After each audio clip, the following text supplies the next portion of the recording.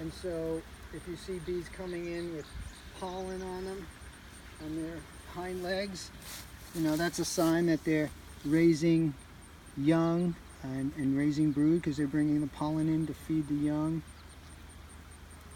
You know, everyone kind of does different things. I like to get the smoker going really good with the fire below, and then I take unburnt fuel and put that on top. And that way the fire will burn its way up, because heat always rises, right?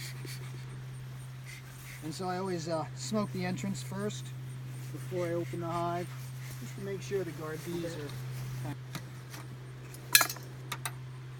And it's a good idea to let smoke go ahead of you in the hive. Again, throw off the guard bees. So I throw a little smoke under there. And then when I lift the lid, again, pour the smoke back in.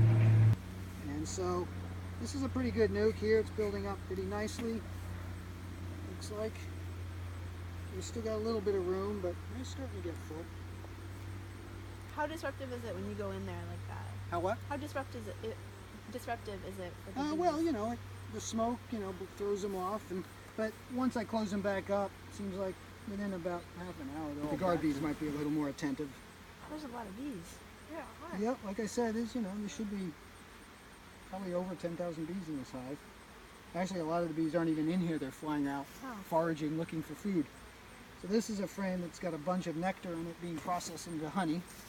You see all that watery stuff in the cells? Oh my goodness. That's all the nectar the bees gathered from the flowers. And then there's some that are later. I saw a couple on there. It's probably just the sun reflection. Do you think that's what it was? Yeah. See, it's just glitz, glinty. Yeah. So that's all unprocessed honey. It's in the process of being turned into honey. The nectar is really high moisture, and the bees have to evaporate that. So here's a frame that's starting to get into the brood area.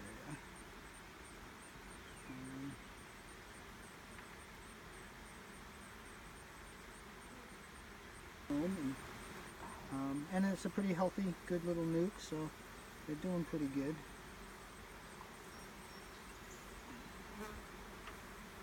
So in this frame, you can see the brood pretty nicely.